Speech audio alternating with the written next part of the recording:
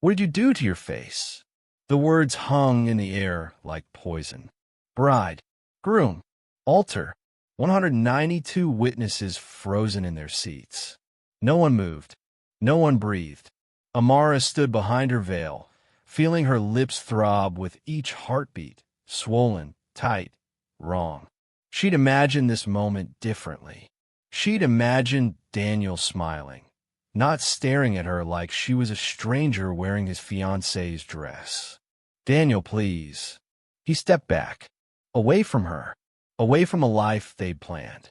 The pastor cleared his throat uncomfortably. I can't do this, Daniel said quietly. Then louder to the room, I'm sorry. I can't marry someone I don't know. He walked down the aisle, past his mother, past his groomsmen, past the photographer still holding her camera, finger frozen on the shutter button. Amara stood there, alone, watching the man she loved disappear through the chapel doors. What no one knew yet, not the guests, not Daniel, not even Amara herself, was that this moment wasn't the tragedy. It was just the beginning. Welcome back to True Crime Files HQ. If you're new here, I cover real cases that expose the darkest sides of love, betrayal, and obsession. The stories nobody wants to talk about, but everyone needs to hear. Before we dive in, quick question. Have you ever changed something about yourself because you thought someone else wanted you to? Drop a comment and let me know.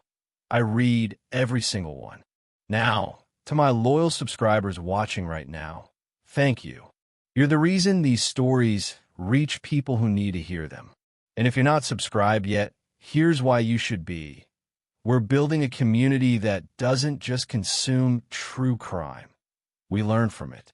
Hit that subscribe button so you don't miss what comes next. Trust me, you want to follow this one all the way through. Let's rewind, because Amara's story didn't start at the altar. It started 3 years earlier in a coffee shop in Portland, Oregon, where she met the man who would one day walk away from her in front of everyone who mattered. Amara Lewis had lived her whole life as background noise. Not ugly, not beautiful, just there. The friend who got introduced last. The coworker people forgot to invite to lunch. The girlfriend who got replaced without explanation. By the time she turned 28, she'd built an entire identity around being forgettable. Then Daniel Cole walked into her life. He was a project manager at a tech startup. Clean cut, reliable. The kind of man who texted back within minutes and remembered your coffee order. When he asked her out, Amara waited for the punchline. There wasn't one. Their first date lasted 6 hours. He listened when she talked. He laughed at her jokes. He didn't check his phone once. Why me? She asked him that night, halfway through dessert. Daniel looked confused. What do you mean? I mean, you could be with anyone. Why are you here with me? He reached across the table and took her hand. Because you're exactly who I want to be with. Amara wanted to believe him. But belief is a luxury when you've spent your whole life being left behind. The relationship moved fast. 6 months in, Daniel introduced her to his family at Thanksgiving. His mother hugged her. His younger sister asked when the wedding would be. His father shook her hand and said, "Don't let this one get away." Amara smiled, nodded, pretended she wasn't terrified, because deep down, she was waiting. Waiting for Daniel to wake up. Waiting for him to notice she wasn't special. Waiting for the moment he'd see someone better and realize he'd settled. It was her best friend, Jocelyn, who first planted the seed. They were dressed shopping in downtown Seattle when Jocelyn stopped mid-rack and turned to Amara with that look, the one that meant she was about to say something under the guise of caring. "Okay, real talk," Jocelyn said, lowering her voice. "Are you doing anything extra for the wedding?" Amara blinked. Extra, like, lashes, spray tan, maybe a little filler. The word hit like a diagnosis. Filler, as in something was missing. Something needed to be filled. "I haven't really thought about it," Amara lied. Jocelyn leaned in closer. "Listen, I love you. You know that. But this is your wedding day. You're going to be photographed from every angle. You're going to be standing next to Daniel, who, let's be honest, is gorgeous. Don't you want to match his energy? Amara felt something twist in her stomach. You think I don't? I think you deserve to feel confident. That's all I'm saying. But what Jocelyn really said was, you're not enough as you are. And once that thought moved in, it never left. Quick pause. If this story is hitting different, go ahead and hit that like button. It helps more people find these cases.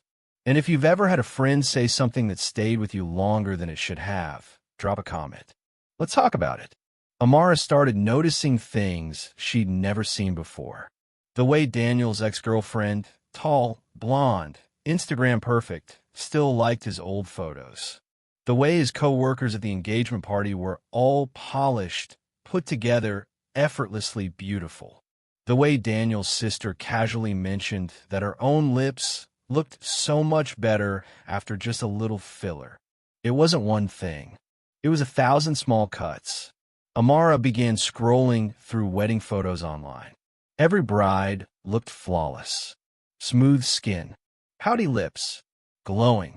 She looked at herself in the mirror and saw someone who would disappear in her own wedding album. Daniel never said a word. That was the worst part. He told her she was beautiful. He kissed her forehead every morning. He didn't ask her change, but Amara heard the silence louder than any criticism. Because if she was already perfect, why did everyone else feel the need to suggest improvements? 3 weeks before the wedding, she made the appointment.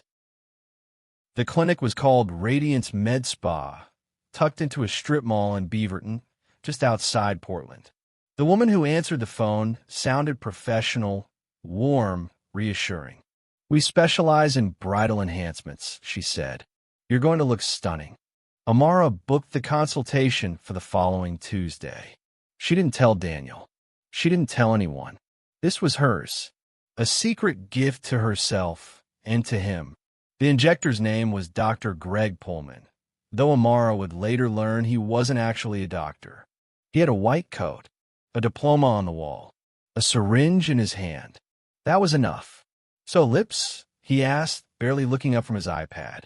Just a little, Amara said quietly. I want to look like myself.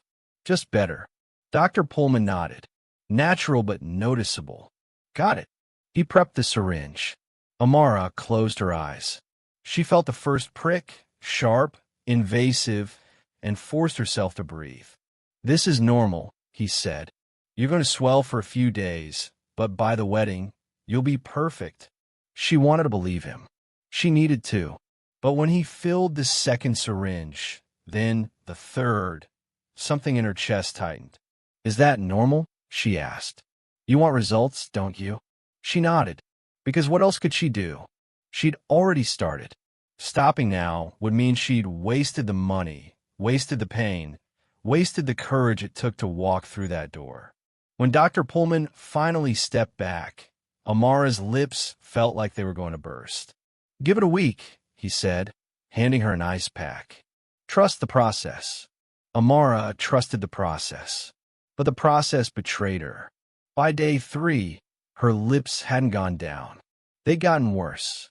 Swollen, bruised, stiff. She could barely speak without wincing. She texted Jocelyn a photo. Jocelyn, OMG, babe, it's just swelling. You're going to look amazing. Jocelyn, drink water. Ice. Stay calm. But Amara wasn't calm. She was 12 days away from her wedding, and she looked like she'd been stung by a nest of wasps. She called the clinic. No answer. She called again. Voicemail. She showed up in person. The door was locked. A handwritten sign taped to the glass. Temporarily closed for renovations. Amara stood there in the parking lot. Ice pack pressed to her face and realized she'd been scammed. Dr. Pullman wasn't coming back. The clinic wasn't reopening. She was alone, and the wedding was in 12 days. If you're still watching and haven't subscribed, let me ask you this. What happens when the person you're trying to impress is the same person you're hiding from? Subscribe now because this story is about to get darker than you think. And if you won't subscribe, at least drop a comment telling me why. I genuinely want to know. Amara did what any terrified bride would do. She hid.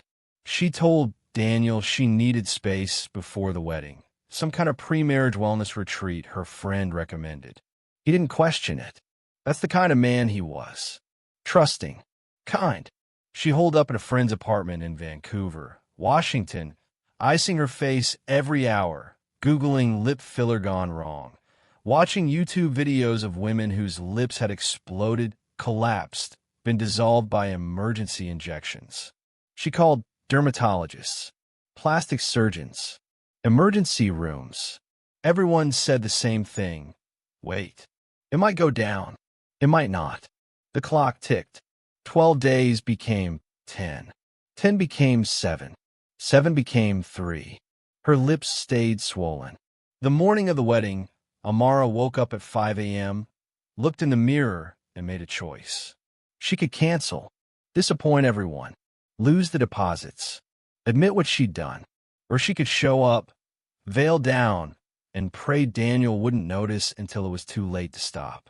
She chose the veil, and that's how Amara Lewis ended up at the altar, heart pounding, lips throbbing, watching the man she loved lift her veil, and step back like she was a monster. The silence after Daniel walked out was deafening. 192 people sat frozen in their seats, unsure whether to stay or leave, whether to comfort the bride or pretend they hadn't witnessed the most humiliating moment of her life. Amara stood at the altar, veil now crumpled in her hands, feeling every pair of eyes drilling into her swollen face. Daniel's mother was the first to move. She stood, clutched her purse, and walked out without looking back. Then his sister, then his groomsmen.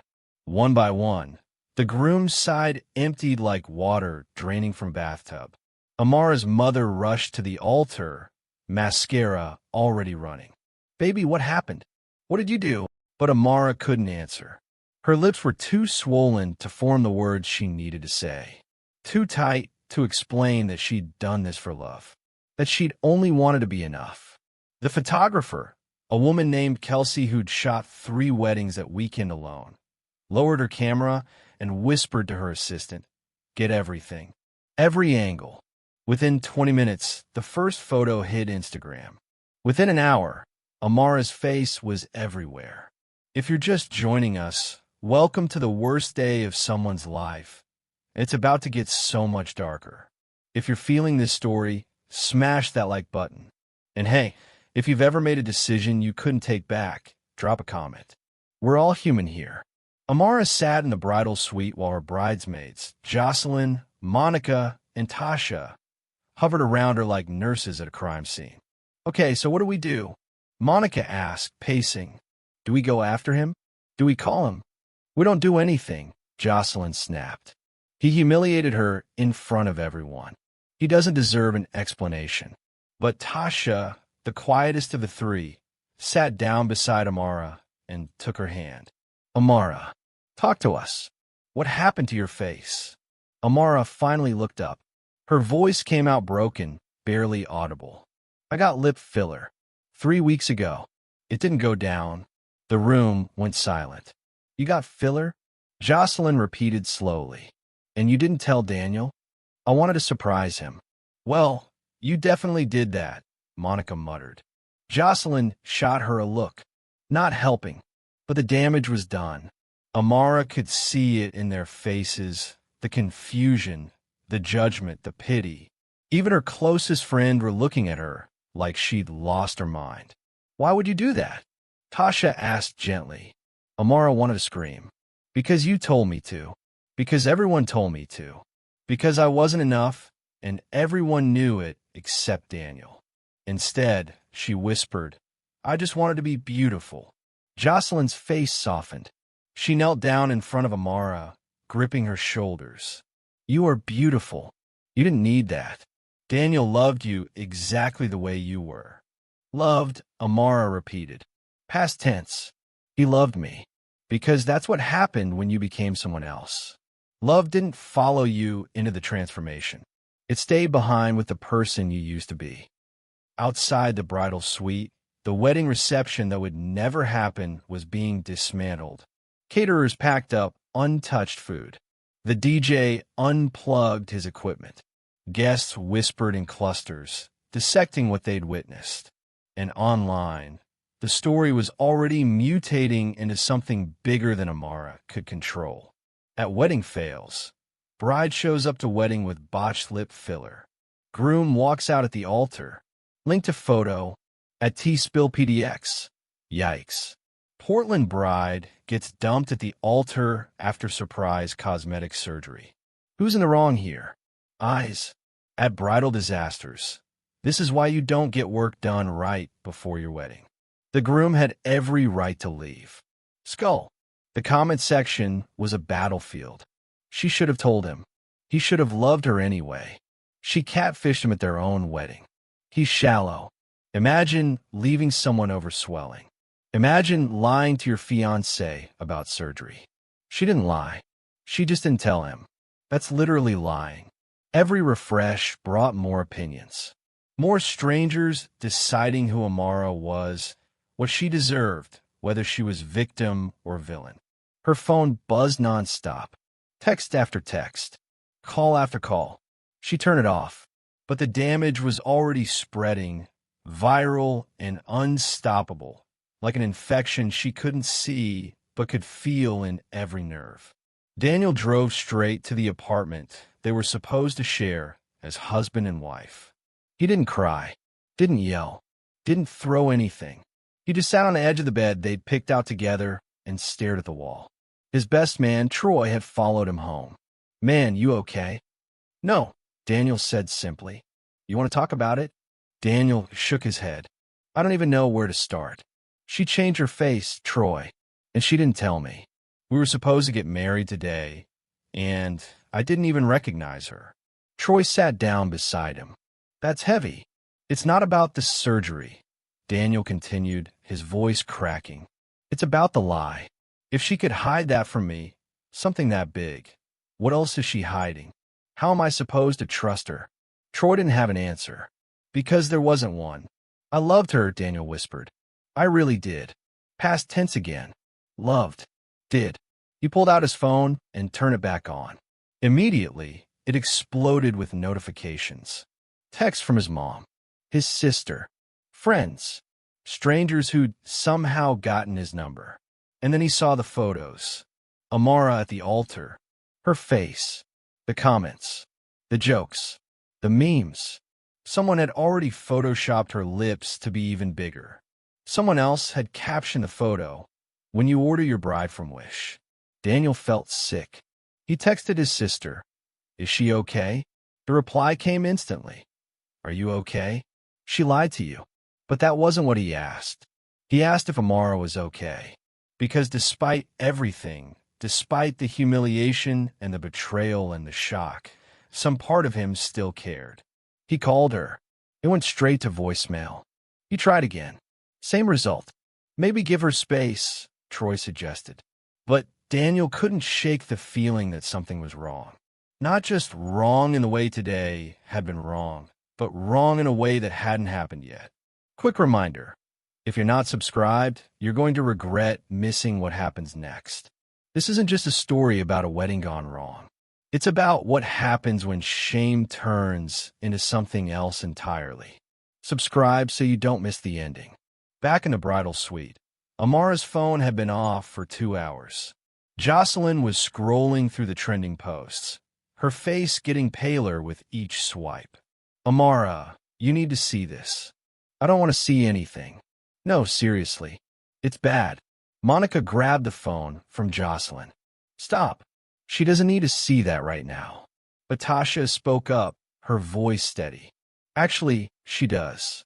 Because if she doesn't know what people are saying, she can't control it." Amara looked up. "Control what?" Tasha handed her the phone. The first thing Amara saw was her own face, swollen, shocked, frozen at the altar. The second thing she saw was the caption, "Catfish bride gets what she deserves." 30,000 likes. 8,000 comments. Her hands started shaking. She scrolled and scrolled and scrolled. This is why men have trust issues. Imagine thinking surgery would save your relationship. She looks like she got stung by bees, LMAO. The groom dodged a bullet. I feel bad for her, but also why lie? She didn't lie. Y'all are so dramatic. Keeping a secret, that big IS line. Amara's vision blurred. Her chest tightened. She couldn't breathe. The room felt too small, too bright, too loud. I need to get out of here, she whispered. Amara, wait. But she was already moving. She stood, kicked off her heels, grabbed her purse, and walked out of the bridal suite, still wearing her wedding dress. Jocelyn called after her. Where are you going? Amara didn't answer, because she didn't know. She drove aimlessly through Portland, still in her gown, mascara streaked down her face, lips throbbing with every heartbeat. She didn't have a plan, didn't have a destination. She just needed to move, to disappear, to become invisible again. But invisibility was a luxury she no longer had. Her face was everywhere now, viral, permanent, a cautionary tale for strangers who would never know her name, but would always remember her humiliation. She ended up at a gas station off Highway 26, parked under a flickering streetlight. The attendant inside stared at her through the window. This woman in a wedding dress, crying in a beat-up Honda Civic. Amara turned her phone back on. Mistake. 217 notifications. Text from her mom, her cousins, her co-workers, people she hadn't spoken to in years, suddenly reaching out to ask if she was okay, if the photos were real, if the story was true. And then she saw it. A text from Daniel's sister, Vanessa. Vanessa, he's home. Alone. He says it's over. Amara stared at the message until the words stopped making sense. Over. It's over. Just like that. 3 years. Gone. Something inside her shifted. Not sadness. Not regret. Rage. Because Daniel got to walk away clean. He got to be the hero. The man who stood up for himself. The victim of deception. And Amara? She got to be the punchline. The cautionary tale. The before picture in someone else's transformation story. She put the car in drive. Here's the thing about humiliation. It doesn't just hurt. It changes you. If you felt that shift when pain turns into something darker, drop a comment. And if you haven't hit subscribe yet, do it now. You want to see how this ends. Amara drove to the apartment. Their apartment. The one they'd signed the lease on together. The one where Daniel was currently packing his things, erasing her from his life. She parked across the street and sat there, watching the lights in the window. Part of her wanted to apologize, to beg, to explain that she'd only wanted to be enough for him. But another part, the part that had been growing louder since the altar, since the photos, since the comments, wanted him to hurt the way she hurt. She grabbed her purse, checked the contents, and found the thing she'd been carrying for 3 months without ever thinking she'd use it. A gun. Daniel had bought it for her after a string of break-ins in the neighborhood. Just in case, he'd said, I want you to feel safe. Amara stared at it now, cold and heavy in her hand. She felt a lot of things. Safe wasn't one of them. She got out of the car, wedding dress trailing behind her like a ghost.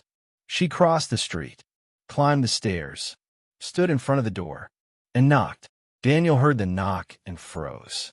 He was standing in the kitchen, staring at the coffee maker they'd bought together at Target, trying to decide if he should take it or leave it. Everything in this apartment was a decision now. Every object a negotiation between the life he'd planned and the life he was walking into. The knock came again, harder this time. Troy looked up from the couch. You expecting someone? Daniel shook his head. But deep down he knew. He'd always known she'd come. He walked to the door and opened it halfway. Amara stood in the hallway, still wearing her wedding dress.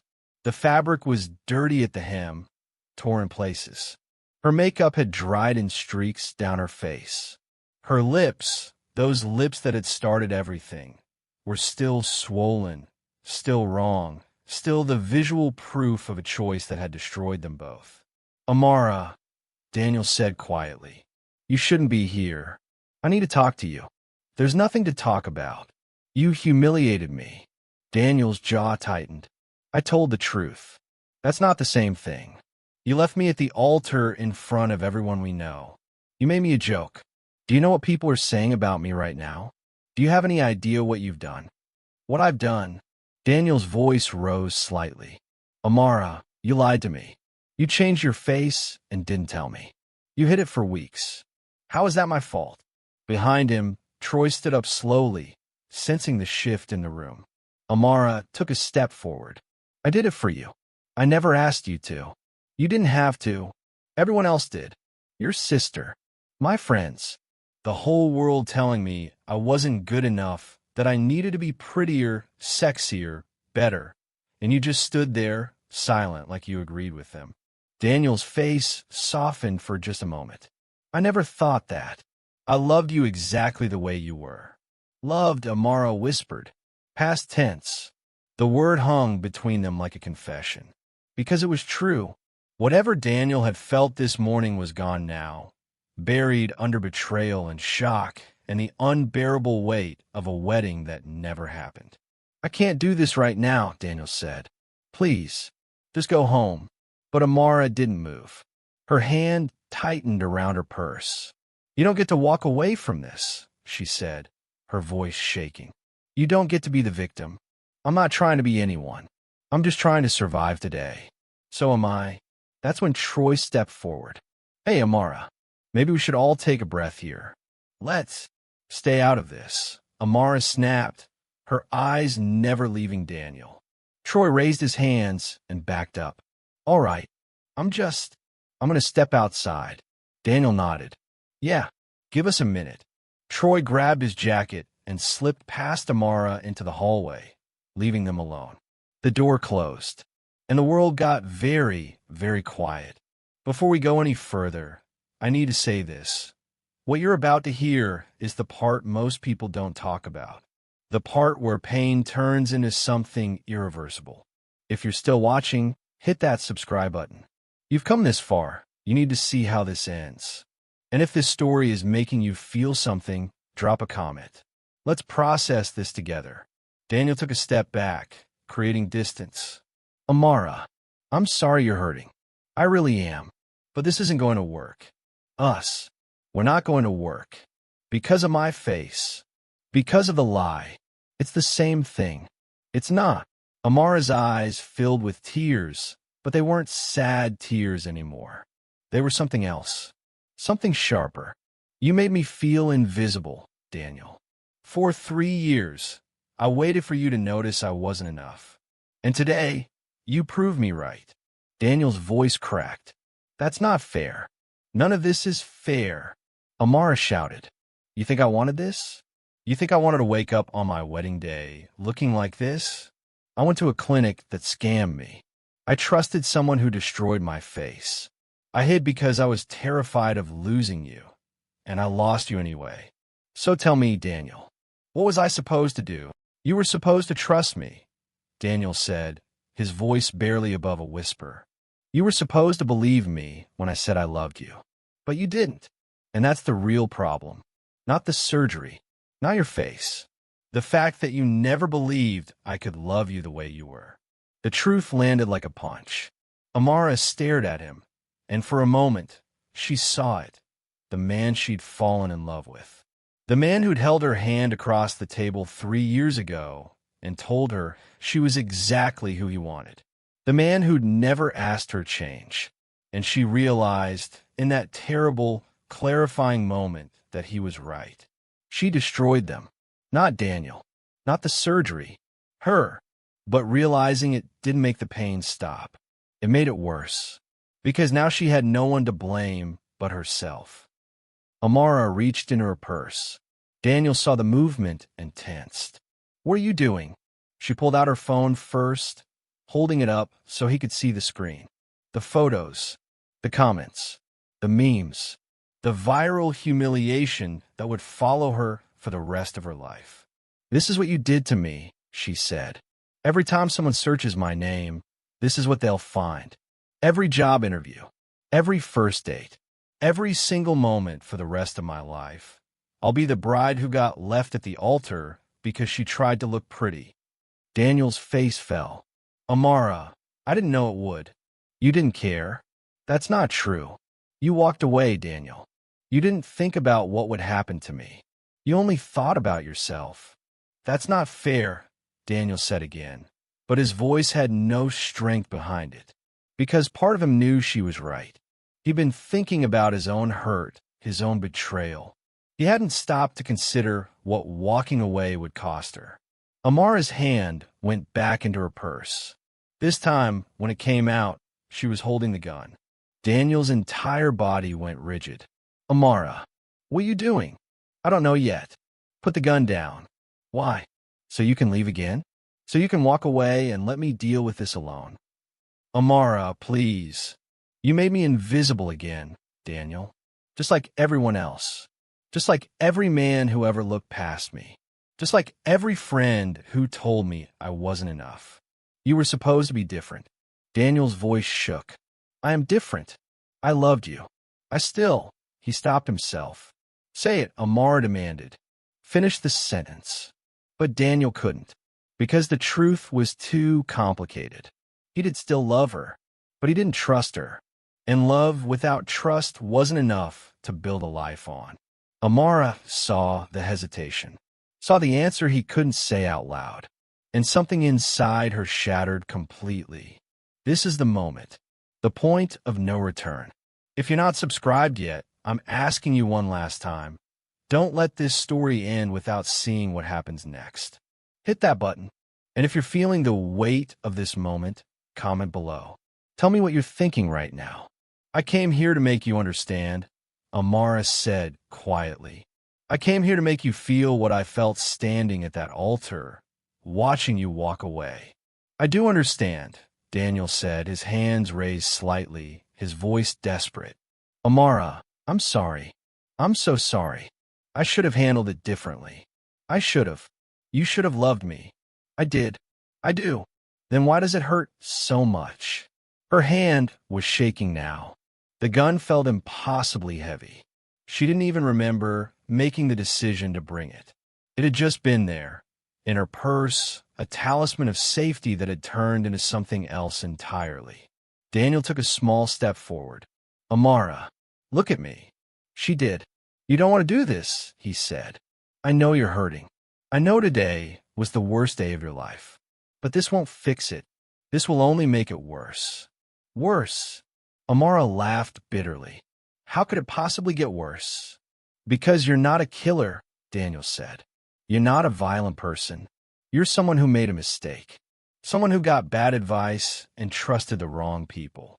But you're not this. Don't let today turn you into someone you're not." For a moment, Amara wavered. Because he was right. She wasn't violent. She'd never hurt anyone in her life. She'd spent her entire existence trying to take up less space, make less noise, be less of a burden. But maybe that was the problem. Maybe being small hadn't protected her. Maybe being kind hadn't saved her. Maybe all those years of shrinking herself had led her here, to this hallway, in this dress, with this gun, finally demanding to be seen. "I'm so tired, Daniel," she whispered. "I'm so tired of being the one everyone leaves." "Then don't give them another reason," Daniel said gently. "Put the gun down. Let's talk. Really talk. I'll cancel everything. We'll figure this out together." Amara wanted to believe him. God, she wanted to. But she believed before, and it hadn't been enough. What happened next would be debated in courtrooms, analyzed on true crime podcasts, dissected by armchair psychologists for years. Some would say Amara intended to kill Daniel from the moment she knocked on the door. Others would say it was a moment of temporary insanity, a woman pushed past her breaking point. The truth, as always, was more complicated, because in that moment, Amara didn't want to kill Daniel. She wanted to kill the version of herself that had walked into that clinic 3 weeks ago. The version that had believed she needed to change to be loved. The version that had been so desperate to be chosen that she destroyed the one person who'd already chosen her. But you can't kill a version of yourself without destroying everything around it. The gun went off. One single shot. Loud. Final. Irreversible. Daniel collapsed in the doorway, hand clutching his chest, eyes wide with shock. He opened his mouth to speak, but no words came out. Just blood. Just silence. Just the end of a story that should have had a different ending. Amara stood there, gun still in her hand, watching the man she loved bleed out on the floor. She didn't cry, didn't scream, didn't run. She just sank to her knees, wedding dress pooling around her, and whispered the only word she had left. I just wanted you to see me. Troy heard the gunshot from outside. He ran back up the stairs, threw open the door, and found a scene that would haunt him for the rest of his life. Daniel, Amara, the gun, the blood, the wedding dress turning red. He called 911, voice shaking, hands shaking, world shaking. The operator asked him questions he couldn't answer. What happened? Is he breathing? Is she armed? Troy looked at Amara. She was still on her knees, staring at Daniel like she was waiting for him to get up, to tell her it was all a joke, to forgive her one more time. But Daniel didn't move. And in that silence, Amara finally understood what she'd done. The police arrived 7 minutes later. They found Amara sitting on the floor, back against the wall, gun beside her. She didn't resist, didn't fight, didn't speak. The paramedics tried to save Daniel, but the bullet had hit his heart. He was dead before the ambulance arrived. 1 hour after walking away from the altar, Daniel Cole was gone, and Amara Lewis became the villain of her own story. The trial lasted 6 weeks. Amara's lawyer argued temporary insanity, emotional distress, a woman driven to the edge by a series of catastrophic events beyond her control. The prosecution called her calculated, vengeful, a woman who'd brought a loaded gun to her ex-fiancé's apartment with clear intent to harm. The jury deliberated for 3 days. Guilty, second-degree murder. Amara was sentenced to 18 years in prison. On the day of sentencing, the judge asked if she had anything to say. Amara stood, hands cuffed, lips still slightly swollen from the filler that had started everything. I just wanted to be beautiful, she said. I just wanted to be enough. The judge's expression didn't change. You were. You just couldn't see it. This story isn't just about a wedding gone wrong. It's about what happens when we let other people's voices drown out our own. When we believe that love requires transformation instead of acceptance. When we make irreversible choices based on temporary fears. Amara Lewis destroyed her life trying to become someone Daniel never asked her to be. And Daniel Cole died trying to love someone who couldn't love herself. If you take anything from this story, let it be this. You don't need to change to be worthy of love. You never did. If this story affected you, hit that like button. If you learned something, drop a comment. And if you're not subscribed yet, honestly, I don't know what you're waiting for. We're building a community that learns from these tragedies so we don't repeat them. Subscribe now. Don't miss the next one. And remember, you're enough. You always were.